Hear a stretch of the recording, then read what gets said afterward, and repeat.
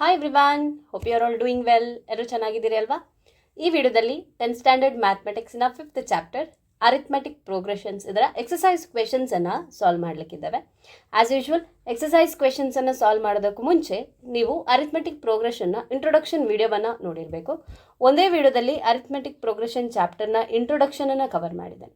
It's a must and should watch video. ಆ ವಿಡಿಯೋವನ್ನು ನೋಡಿದ ನಂತರ ನೀವು ಅರಿಥ್ಮೆಟಿಕ್ ಪ್ರೋಗ್ರೆಷನ್ ಚಾಪ್ಟರ್ನ ಯಾವುದೇ ಕ್ವೆಶನ್ಸನ್ನು ಸಾಲ್ವ್ ಮಾಡ್ಬೋದು.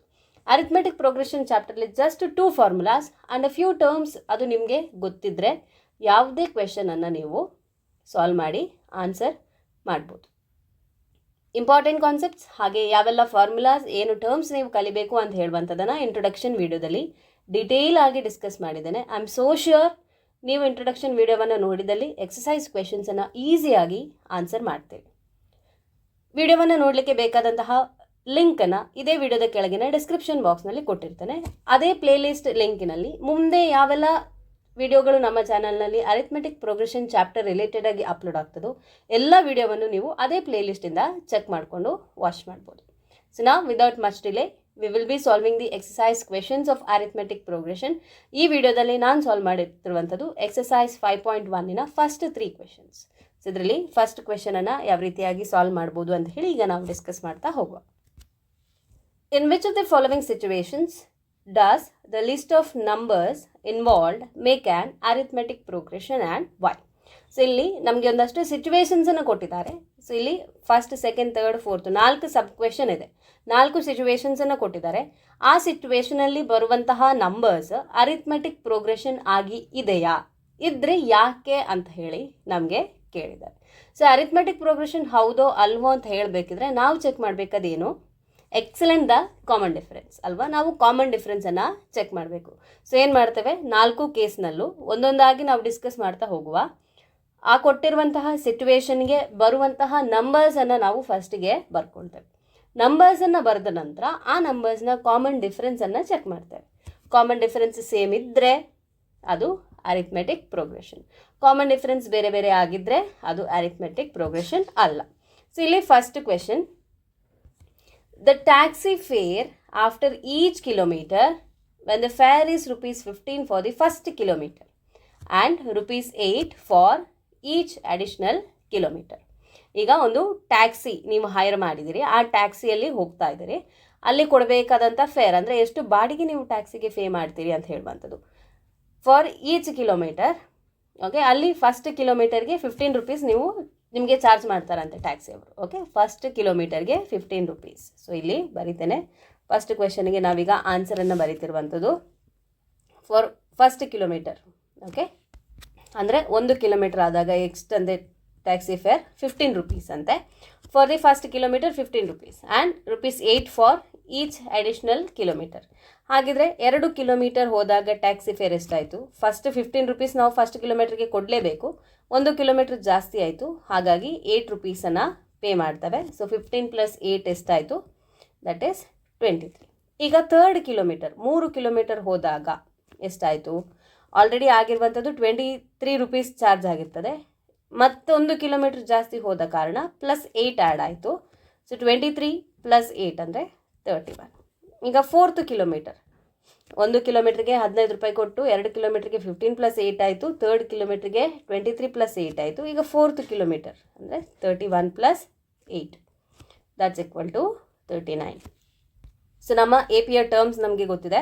First term A2, A3, A4 and so on. So ಇಲ್ಲಿ ನಮಗೆ ಬಂದಿರುವಂತಹ ನಂಬರ್ಸ್ ಯಾವುದೀಗ ನಮಗೆ ಬಂದಿರುವಂಥದ್ದು 15, 23, 31, 39 ಆ್ಯಂಡ್ ಸೊ ಆನ್. ಈಗ ನಾವು ಕಾಮನ್ ಡಿಫ್ರೆನ್ಸನ್ನು ಫೈಂಡ್ ಮಾಡಬೇಕು. D is equal to common difference find ಮಾಡಲಿಕ್ಕೆ ನಾವೇನು ಮಾಡ್ತಿರುವಂಥದ್ದು, ಸಕ್ಸೆಸಿವ್ ಟರ್ಮ್ಸನ್ನು ಸಬ್ಟ್ರ್ಯಾಕ್ಟ್ ಮಾಡಬೇಕು. ಅಂದರೆ A2ಇಂದ A1 ಸಬ್ಟ್ರ್ಯಾಕ್ಟ್ ಮಾಡಬೇಕು, A4ಇಂದ A3 ಸಬ್ಟ್ರ್ಯಾಕ್ಟ್ ಮಾಡಬೇಕು, ಅಥವಾ A3ಇಂದ A2 ಸಬ್ಟ್ರ್ಯಾಕ್ಟ್ ಮಾಡಬೇಕು. ನಾವು ಪ್ರತಿಯೊಂದು ನಂಬರ್ಸನ್ನು ಇಲ್ಲಿ ಸಬ್ಟ್ರ್ಯಾಕ್ಟ್ ಮಾಡಿಕೊಂಡು ನೋಡುವ. ಸೊ ಇಲ್ಲಿ ಕಾಮನ್ ಡಿಫರೆನ್ಸ್ ಸೇವ್ ಅಂದರೆ ಅದು AP, ಇಲ್ಲದಿದ್ದರೆ it is not an AP. So A2 - A. A2 ಅಂದರೆ 23 ಮೈನಸ್ A ಅಂದರೆ 15. ಸೊ 23 - 15 ಅಂದರೆ 8. ಹಾಗೆ ಈಗ ನಾವು D2 ಅಲ್ಲ, ಸಾರಿ, ಅದು DA ಕಾಮನ್ ಡಿಫ್ರೆನ್ಸ್. ಈಗ ಇನ್ನೆರಡು ಟರ್ಮ್ಸನ್ನು ತಗೊಳ್ಳುವ. A3 minus A2. A3 ಅಂದರೆ ಎಷ್ಟು? A3 ಅಂದರೆ ಥರ್ಡ್ ಟರ್ಮ್ ನಮಗೆ ಬಂದಿರುವಂಥದ್ದು 31 ಮೈನಸ್ 23. ಸೊ ಕಾಮನ್ ಡಿಫ್ರೆನ್ಸ್ ಅಂತ ಹೇಳಿದರೆ that is the difference between the successive terms. Successive terms ಅಂದರೆ ಒಂದು ಟರ್ಮ್ ಮತ್ತು ಅದರ ಪಕ್ಕದ ಟರ್ಮ್. ಸೊ ಇಲ್ಲಿ ನಾವು ಕಾಮನ್ ಡಿಫ್ರೆನ್ಸನ್ನು ಫೈಂಡ್ ಮಾಡುವಾಗ 15 ಮತ್ತು 23 ಅದು ಡಿಫ್ರೆನ್ಸೇ ಫೈಂಡ್ ಮಾಡಬೇಕು ಬಿಟ್ಟು 15 ಮತ್ತು 31 ಅಂತ ಹೇಳಿ ಕನ್ಸಿಡರ್ ಮಾಡಲಿಕ್ಕಿಲ್ಲ. 31ನ ಜೊತೆಗೆ ಕನ್ಸಿಡರ್ ಮಾಡಬೇಕಾದಂತಹ ನಂಬರ್ಸ್ 23 ಮತ್ತು 39 ಮಾತ್ರ. ಓಕೆ, ಅದರ ಅಕ್ಕಪಕ್ಕದ ನಂಬರ್ಸ್ ಸಕ್ಸೆಸಿವ್ ಅಂತ ಹೇಳಿದರೆ ಈಗ 1 2 3 4 ಹೇಳುವಾಗ 1ನ next number 2. So 1 and 2 are the successive numbers. ಆ ರೀತಿಯಾಗಿ ಈಗ 31 ಮೈನಸ್ 23 ಅಂದರೆ 8 ಆಯಿತು. ಹಾಗೆ A4 ಮೈನಸ್ A3. A4 ಅಂದರೆ 39 ಮೈನಸ್ A3 ಅಂದರೆ 31, that is equal to 8. So ನಾವಿಲ್ಲಿ ಏನು ಅಬ್ಸರ್ವ್ ಮಾಡ್ತೇವೆ? ಕಾಮನ್ ಡಿಫ್ರೆನ್ಸ್ ಈಸ್ ಸೇಮ್ ಅಲ್ವಾ? We see that common difference is constant. ನಾನು ಇಂಟ್ರೊಡಕ್ಷನ್ ವಿಡಿಯೋದಲ್ಲಿ APR ಡೆಫಿನೇಷನ್ ಹೇಳುವಾಗ ಹೇಳಿದ್ದೇನೆ, it is a sequence of numbers with the common difference between the successive terms is a constant. So ಇಲ್ಲಿ common difference is constant. Therefore ನಮ್ಮ numbers ಯಾವುದು? 15, 23, 31, 39 and so on. Okay, form an A. So they form an arithmetic progression. ಏನು reason? Reason is that the common difference is constant. So ಅದೇ ರೀತಿಯಲ್ಲಿ second ಕ್ವೆಶನನ್ನು ನಾವೀಗ answer ಮಾಡುವ. You can see ಏನು ಹೇಳಿದ್ದಾರೆ? The amount of air present in a cylinder when a vacuum pump removes 1/4 of the air remaining in the cylinder at a time. ಒಂದು ಸಿಲಿಂಡರಲ್ಲಿ air fill ಆಗಿದೆ, vacuum pump ಆ ಸಿಲಿಂಡರಿಂದ ಏರನ್ನು remove ಮಾಡ್ತಿರುವಂಥದ್ದು. ಯಾವ ರೀತಿ remove ಮಾಡ್ತಿದೆ ಅಂತ ಹೇಳಿದರೆ, ಉಳಿದಿರುವಂತಹ ಏರಿಂದ 1/4% ಅದು ರಿಮೂವ್ ಮಾಡ್ತಾ ಇದೆ.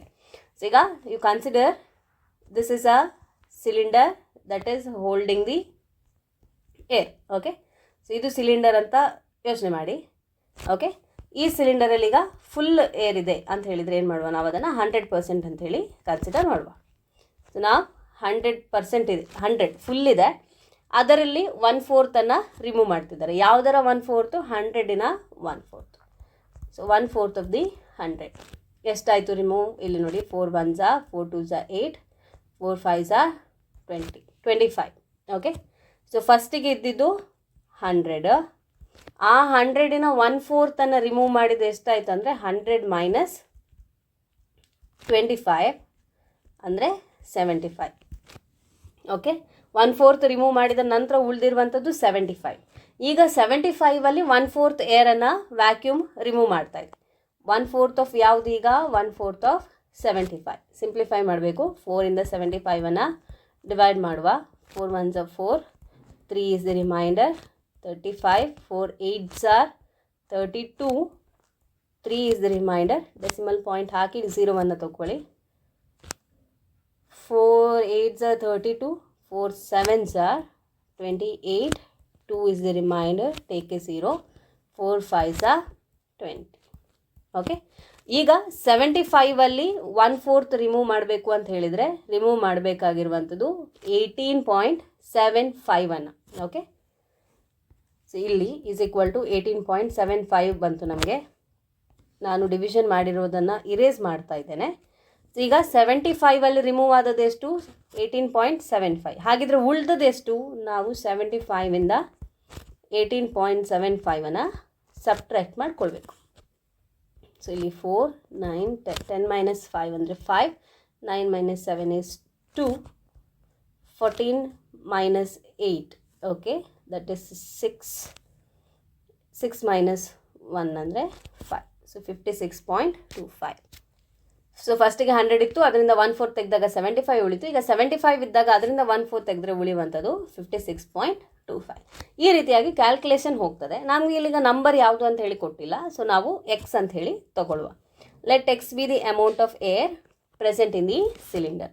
Let x be the amount of air. Let x be the amount of air present in the cylinder. Present in the cylinder. So ಇದು ಇನಿಷಿಯಲ್ ಆಗಿದ್ದದು. ಹಾಗಾಗಿ ನಮ್ಮ ಫಸ್ಟ್ ಟರ್ಮ್ ಎ ಏನಾಯಿತು, ಎ ಅಂದರೆ ಎಕ್ಸ್ ಆಯಿತು. ಈಗ next 1/4 of this is removed.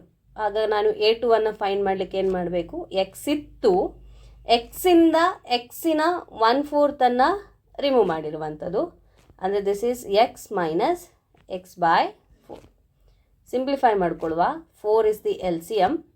ಇಲ್ಲಿ 4x minus x.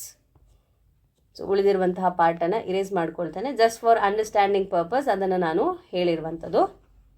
So calculation ಆ ರೀತಿಯಾಗಿ ಹೋಗ್ತದೆ. ನಾವೀಗ ಜನರಲ್ ಆಗಿ ಆನ್ಸರನ್ನು ಬರಿಬೇಕು. ಸೊ 4x ಮೈನಸ್ ಎಕ್ಸ್ ಅಂದರೆ 3x ಬೈ 4. ಓಕೆ, ಈಗ A3 ನಮ್ಮ ಹತ್ರ ಎಷ್ಟು ಇತ್ತು ಅಂದರೆ 3x ಮೈನಸ್ 4. 3x ಮೈನಸ್ 4 ಇದ್ದಂತಹದ್ದು volume of the air. Okay, ಅಷ್ಟು ಏರ್ ಇತ್ತು, ಅದರಿಂದ 1/4 ರಿಮೂವ್ ಮಾಡಿದ್ದಾರೆ. ಆಗ ಎಷ್ಟು ಉಳಿತು, ಈಗ 1/4 ಆಫ್ 3x ಉಳಿದಿರುವಂಥದ್ದು. ಈಗ 3x by 4 minus 4 into 4 16, 1 into 3x ಅಂದರೆ 3x. 4 ಮತ್ತು 16ನ L C M that is 16. ಈಗ ಇಲ್ಲಿ 4 ಇದೆ, 16 ಬರಬೇಕಿದ್ರೆ 4ಇಂದ ಮಲ್ಟಿಪ್ಲೈ ಮಾಡಬೇಕು. So both numerator and numerator ನಾವು ನ್ಯೂಮರೇಟರ್ ಮತ್ತು ಡಿನಾಮಿನೇಟರ್ನ 4ಇಂದ ಮಲ್ಟಿಪ್ಲೈ ಮಾಡಿ. 4 ಇಂಟು 3x ಅಂದರೆ 4 3s are 12x. Okay, so minus 3x. 12x minus 3x ಅಂದರೆ 9x ಡಿವೈಡೆಡ್ ಬೈ 16. ಹಾಗೆ ನೆಕ್ಸ್ಟ್ A4. ಈಗ ನಮ್ಮ ಹತ್ರ ಉಳಿದಿರುವಂತಹ ಏರ್ ಎಷ್ಟು, 9x by 16. 9x by 16 ಉಳಿದಿರುವಂತಹ air. ಆ 9x ಬೈ 16ನ 1/4 ಅಂದರೆ 1/4 ಆಫ್ 9x ಬೈ 16 ಇದರಿಂದ ಸಬ್ಟ್ರ್ಯಾಕ್ಟ್ ಮಾಡಿದರೆ ಎಷ್ಟು ಏರ್ ಉಳಿತು ಅಂತ ಹೇಳಿ ನಮಗೆ ಸಿಗ್ತದೆ. So minus 1/4 of 9x by 16. So ಇಲ್ಲಿ first term 9x by 16 minus 4 into 16 64, ನ್ಯೂಮರೇಟರಲ್ಲಿ 9x. ಸೊ ಇದರ L C M 64. 16 into 4 9x into 4. Okay, 9 4s are 36x minus 9x divided by 64. So denominator is 64 as such. ಈಗ 36 minus 9 ಅಂದರೆ 27x. So ಈಗ ನಮಗೆ ಇಲ್ಲಿ ಸಿಕ್ಕಿರುವಂತಹ sequence ಯಾವುದು, that is x, 3x, 4, 3x divide by 4, 9x divide by 16, 27x divided by 64 and so on. Okay, ಇದರಲ್ಲಿ A1, A2, A3, A4 so on. ಈಗ ನಾವು ಡಿಫರೆನ್ಸನ್ನು ಫೈಂಡ್ ಮಾಡಬೇಕು. So D is equal to A2 minus A1. So A2 minus A1 ಅಂದರೆ 3x by 4 minus x. So L C M ತಗೊಳ್ಳಿ. L C M of 4 and 1 is 4. So ಇಲ್ಲಿ 4ಇಂದ multiply ಮಾಡಿ. So we have 3x minus 4x divided by 4. 3x minus 4x ಅಂತ ಹೇಳಿದರೆ minus X ಅಲ್ವಾ. Minus 4x ಅಂದರೆ minus ದೊಡ್ಡ ನಂಬರಿನ sign is minus. So minus x by 4. ಅದೇ ರೀತಿಯಲ್ಲಿ A3 ಮೈನಸ್ A2 ಅನ್ನು ಕೂಡ ಫೈಂಡ್ ಮಾಡುವ. A3 ಅಂದರೆ 9x ಬೈ 16 ಮೈನಸ್ A2 ಅಂದರೆ 3x by 4. So L C M of 16 and 4 ಅಂದರೆ 16. ಸೊ ಇಲ್ಲಿ 4ಇಂದ ಮಲ್ಟಿಪ್ಲೈ ಮಾಡಿ 9x minus 12x divide by 16. ಈಗ 9x ಮೈನಸ್ 12x ಅಂದರೆ minus 3x divided by 16. So ನಾವೀಗ ಏನು ನೋಡ್ತಾ ಇದ್ದೇವೆ, ಕಾಮನ್ ಡಿಫ್ರೆನ್ಸ್ ಅಂತ ಹೇಳಿದರೆ ನಮಗೆ A2 ಮೈನಸ್ A1 ಮಾಡಿದಾಗಲೂ A3 ಮೈನಸ್ A2 ಮಾಡಿದಾಗಲೂ ಸೇಮ್ ಬರಬೇಕು. ಆದರೆ ಇಲ್ಲಿ ಇದರ ಡಿಫ್ರೆನ್ಸ್ ಇಲ್ಲಿ ನೋಡಿ, ಮೈನಸ್ ಎಕ್ಸ್ ಬೈ 4 ಹಾಗೆ ಮೈನಸ್ 3x ಬೈ 16 ಇದೆರಡು ಸೇಮ್ ಅಲ್ಲ. ಕಾಮನ್ ಡಿಫ್ರೆನ್ಸ್ ಅಂತ ಹೇಳುವಾಗ ನಮಗೆ ಹೇಗೆ ಬರಬೇಕು, we should get A2 minus A1 is equal to A3 minus A2 ಬರಬೇಕು ನಮಗೆ. ಆದರೆ here these two are not same. A2 minus A1 is not equal to A3 minus A2. ಅಂದ್ರೇನು? Common difference is not constant. Common difference is not constant. Common difference constant ಆಗಿದ್ದರೆ ಮಾತ್ರ ಅದು arithmetic progression. ಇಲ್ಲಿ common difference is not constant. Therefore x, 3x by 4, 9x minus 16, 27x by 64 and so on is not an arithmetic progression, is not an AP. Reason ಕೂಡ ನಾವು ಕೊಟ್ಟಿದ್ದೇವೆ. Let us solve the third question. So here ಏನು ಕೊಟ್ಟಿದ್ದಾರೆ ನಮಗೆ ಕ್ವೆಶನಲ್ಲಿ? The cost of digging a well after every meter of digging, when it costs rupees 150 for the first meter and rises by rupees 50 for each subsequent meter. ನಾವೀಗ ಯಾವುದಕ್ಕೆ A ಪಿಯನ್ನು form ಮಾಡಬೇಕು ಅಂತ ಹೇಳಿದರೆ, that is for the cost of digging a well. ಒಂದು ಬಾವಿಯನ್ನು ತೋಡಲಿಕ್ಕೆ ಎಷ್ಟು amount ಆಗ್ತದೆ ಅಂತ ಹೇಳೋದಕ್ಕೆ ನಾವೀಗ ಎ ಪಿಯನ್ನು ಬರೀಬೇಕು. ಅಲ್ಲಿ ಫಸ್ಟ್ 1 ಮೀಟರಿಗೆ ಕಾಸ್ಟ್ ಆಗುವಂಥದ್ದು 150 ರುಪೀಸ್ ಅಂತೆ. ಮತ್ತೆ ಮೀಟರ್ ಜಾಸ್ತಿ ಆಗ್ತಾ ಹೋದಾಗೆ ರುಪೀಸ್ 50 ಜಾಸ್ತಿ ಆಗ್ತಾ ಹೋಗ್ತಾ ಇದೆ. ಸೊ ಇಲ್ಲಿ ನಮ್ಮ ಫಸ್ಟ್ ಟರ್ಮ್ ಎ ಅಂದರೆ ಫಾರ್ 1 ಮೀಟರ್ ರುಪೀಸ್ 150. ಹಾಗೆ A2 ಅಂದರೆ ಫಾರ್ ದಿ ಸೆಕೆಂಡ್ ಕಿಲೋಮೀಟರ್ ಎಷ್ಟಾಯ್ತದು? 150 ಪ್ಲಸ್ 50 ಆಗ 200 ರುಪೀಸ್ ಆಯಿತು.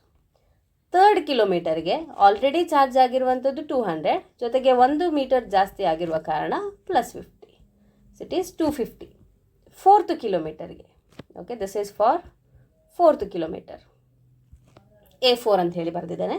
ಆಲ್ರೆಡಿ ಚಾರ್ಜ್ ಆಗುವಂಥ ಅಮೌಂಟು 250, ಅದ್ರ ಜೊತೆಗೆ 1 ಕಿಲೋಮೀಟರ್ ಜಾಸ್ತಿ ಹೋಗಿದ್ದಕ್ಕೆ 250 ಪ್ಲಸ್ 50 ಅಂದರೆ 300. ಸೊ ಈಗ ನಮ್ಮ A P A, A2, A3 and so on. So 150, 200, 250, 300 and so on. Metre ಜಾಸ್ತಿ ಆಗ್ತಾ ಹೋದಾಗೆ ಕಾಸ್ಟ್ ಕೂಡ ಜಾಸ್ತಿ ಆಗ್ತಾ ಹೋಗ್ತದೆ. ಈಗ ನಾವು ಕಾಮನ್ ಡಿಫರೆನ್ಸನ್ನು ಫೈಂಡ್ ಮಾಡುವ. D is equal to A2 minus a ಅಂದರೆ 200 minus 150. 200 minus 150 is equal to 50. So ಅದೇ ರೀತಿಯಲ್ಲಿ ಈಗ ನಾನು A4 ಮೈನಸ್ A3 ಫೈಂಡ್ ಮಾಡ್ತೇನೆ. A4 ಅಂದರೆ 300 ಮೈನಸ್ A3 ಅಂದರೆ 250, that is equal to 50. So ಇಲ್ಲಿ ನಾವೇನು ಅಬ್ಸರ್ವ್ ಮಾಡ್ಬೋದು? Common difference is constant. Common difference is constant. Common difference constant ಆಗಿದೆ. ಹಾಗಾಗಿ ನಾವೇನು ಹೇಳ್ಬೋದು? Therefore 150, 200, 250, 300 and so on is an A P. So ಇದು ಒಂದು ಅರಿಥ್ಮೆಟಿಕ್ ಪ್ರೋಗ್ರೆಷನ್. ಯಾಕೆ ಅಂತ ಹೇಳಿದರೆ ಕಾಮನ್ ಡಿಫರೆನ್ಸ್ ಕಾನ್ಸ್ಟೆಂಟ್ ಆಗಿ ಇದೆ. ಈಗ 4th ಕ್ವೆಶನ್. ಕ್ವೆಶನನ್ನು ಕರೆಕ್ಟಾಗಿ ಓದಿ. The amount of money in the account every year. Okay, ಇದಕ್ಕೆ ನಾವೀಗ ಅರಿಥ್ಮೆಟಿಕ್ ಪ್ರೋಗ್ರೆಷನನ್ನು ಬರೀಬೇಕು. ಯಾವುದಕ್ಕೆ? ಒಂದು ಅಕೌಂಟ್ನಲ್ಲಿ ಇರುವಂತಹ ಮನಿ ಎವ್ರಿ ಇಯರ್ ಎಷ್ಟು ಅಮೌಂಟ್ ಇರ್ತದೆ ಅಂತ ಹೇಳೋದಕ್ಕೆ ಎ ಪಿಯನ್ನು ನಾವು ಫಾರ್ಮ್ ಮಾಡಬೇಕು. ವೆನ್ 10,000 ಈಸ್ ಡೆಪಾಸಿಟೆಡ್, ಅಲ್ಲಿ ಡೆಪಾಸಿಟ್ ಮಾಡಿರುವಂತಹ ಅಮೌಂಟ್ 10,000 ಅಂತೆ. ಕಾಂಪೌಂಡ್ ಇಂಟ್ರೆಸ್ಟ್ ಎಟ್ 8% ಪರ್ ಆ್ಯನಮ್. 10,000 ರುಪೀಸ್ ಡೆಪಾಸಿಟ್ ಮಾಡಿದ್ದಾರೆ. ಎವ್ರಿ ಇಯರ್ ಆ ಅಕೌಂಟಲ್ಲಿ ಎಷ್ಟು ಮನಿ ಇರ್ತದೆ ಅಂತ ಹೇಳಿ ನಾವು ಕ್ಯಾಲ್ಕುಲೇಟ್ ಮಾಡಬೇಕದು. ಇಲ್ಲಿ ಕಾಂಪೌಂಡ್ ಇಂಟ್ರೆಸ್ಟ್ 8% ಪರ್ ಆ್ಯನಮ್ ಅಂತ ಹೇಳಿ ಕೊಟ್ಟಿದ್ದಾರೆ ನಮಗೆ. ಸೊ ನಮ್ಮ ಇನಿಷಿಯಲ್ ಡೆಪಾಸಿಟನ್ನು ನಾವು ಎ ಅಂತ ಹೇಳಿ ಕನ್ಸಿಡರ್ ಮಾಡುವ. That is the initial deposit. ಎಷ್ಟು? 10,000. ಓಕೆ, ಅದು ಇನಿಷಿಯಲ್ ಡೆಪಾಸಿಟ್. ಈಗ 1 ವರ್ಷದ ನಂತರ A2 ಆ ಇನಿಷಿಯಲ್ ಡೆಪಾಸಿಟ್ 10,000 ಇತ್ತು, ಅದರ ಜೊತೆಗೆ 8% ಇಂಟ್ರೆಸ್ಟ್ ಇದೆ. ಸೊ ಇದನ್ನು ಹೇಗೆ ಫೈಂಡ್ ಮಾಡ್ಬೋದು? 8% ಅಂತ ಹೇಳಿದರೆ 8/100. 8/100 ಯಾವುದರ 8/100? 10,000ನ 8/100. ಸಿಂಪ್ಲಿಫೈ ಮಾಡಿಕೊಡುವ. 2 0ಗೆ 2 0 ಕ್ಯಾನ್ಸಲ್ ಆಯಿತು. 8 into 100 ಅಂದರೆ 800. ಸೊ ನಾವು ವಿ ಹ್ಯಾವ್ 10,000 ಪ್ಲಸ್ 800 ಅಂದರೆ 10,800 ಆಯಿತು. ಓಕೆ, ಅದು A2. ಈಗ ನೆಕ್ಸ್ಟ್ ಇಯರಿಗೆ ಆಗುವಾಗ ಆಲ್ರೆಡಿ ಇದ್ದ ಅಮೌಂಟ್ 10,800. ಈ ಅಮೌಂಟಿಗೆ ಬಂದಂತಹ ಬಡ್ಡಿ 8%. Okay, 8/100 of 10,800. ಸಿಚುವೇಶನ್ ಅರ್ಥ ಆಗ್ತಿದೆ ಅಂತ ಹೇಳಿ ಅಂದ್ಕೊಳ್ತೇನೆ. ಫಸ್ಟಿಗೆ 10,000 ಡೆಪಾಸಿಟ್ ಇತ್ತು, ಆ ವರ್ಷದ ಎಂಡಿಗೆ ಅದಕ್ಕೆ 8% ಬಡ್ಡಿ ಆ್ಯಡ್ ಆಯಿತು. ಆಗ ಉಳಿಯುವಂತಹ ಅಮೌಂಟ್ ಎಷ್ಟು, ಅಕೌಂಟಲ್ಲಿ ಇರುವಂತಹ ಅಮೌಂಟ್ 10,800. ಈಗ ನೆಕ್ಸ್ಟ್ ಇಯರ್ ಎಂಡಿಗೆ 10,800 ಆಲ್ರೆಡಿ ಇದ್ದದ್ದು, 10,800 ಅಮೌಂಟಿಗೆ 8% ಬಡ್ಡಿ, ಅಂದರೆ 8/100 ಆಫ್ 10,800. ಈಗ ಸಿಂಪ್ಲಿಫಿಕೇಶನ್, 2 0ಗೆ ಇಲ್ಲಿ 2 0 ಕ್ಯಾನ್ಸಲ್ ಆಯಿತು. 8 ಇಂಟು 108 ಮಾಡಬೇಕು. 8 8 64, 0 ಇತ್ತು, ಸೊ ಇಲ್ಲಿ 6, 8 1 8, 864. ಸೊ ನಾವೀಗ ಆ್ಯಡ್ ಮಾಡಬೇಕಾಗಿರುವಂಥದ್ದು 10,800 ಪ್ಲಸ್ 108 ಇಂಟು 8 ಅಂದರೆ 864. ಆ್ಯಡ್ ಮಾಡಿಕೊಳ್ಳುವ. 0 plus 4 is 4, 0 plus 6 is 6, 8 plus 8 is 16. So now we have 11,664. ಅದರ ನೆಕ್ಸ್ಟ್ ಇಯರ್ ಎಂಡಿಗೆ ನಮಗೆ ಇರುವಂತಹ ಅಮೌಂಟ್ 11,664. ಅದಕ್ಕೆ ಬರುವಂತಹ ಬಡ್ಡಿ 8/100 into 11,664. This is equal to, ಈಗ ಇಲ್ಲಿ 11,664 ಡಿವೈಡೆಡ್ ಬೈ 100 ಅಂತ ಹೇಳಿದರೆ ನಾವು ಡೆಸಿಮಲ್ ಪಾಯಿಂಟನ್ನು ಹಾಕ್ಕೊಳ್ಬೇಕು. ಸೊ ಎಲ್ಲಿಗೆ ಬರ್ತದೆ ಆ ಡೆಸಿಮಲ್ ಪಾಯಿಂಟ್ ಅಂತ ಹೇಳಿದರೆ ಇಲ್ಲಿ. ಓಕೆ, 116.64 ಆಯಿತು. ಅದನ್ನು 8ಇಂದ ಮಲ್ಟಿಪ್ಲೈ ಮಾಡಿಕೊಳ್ಳುವ. So first let us multiply. 8 into 11664 into 8. 8 4s are 32, 3 carry. 8 into 6, 8 5s are 40, 48, 49 50, 51. 5 carry. 48, 49 50, 51 52, 53. 5 carry. 8 into 1 is 8 plus 5 is 13. 8 plus 1 9. So now we have 93,312. So divided by 100. Okay, 93312 by 100 ಅಂತ ಹೇಳಿದರೆ it is 933.12. So now we have 11,664 plus 933.12. So add ಮಾಡಿಕೊಂಡಾಗ decimal point ನಂತರ 12. If you want, I will show that. 11664.00 plus 933.12.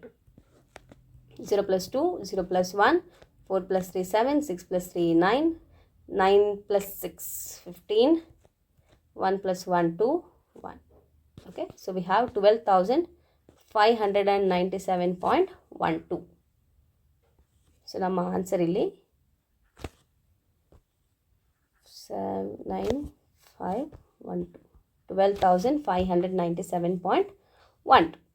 Okay, ಇಷ್ಟು ಬಂತು. So ಈಗ ನಾವು ನಮ್ಮ ಸೀಕ್ವೆನ್ಸನ್ನು ಬರ್ಕೊಳ್ಬೋದು. So I will write that. So we have A2, A3, A4, so on. So ಇಲ್ಲಿ ಫಸ್ಟ್ 10,000, 10,800, 11,664, 12,597.12 ಆ್ಯಂಡ್ ಸೊ ಆನ್.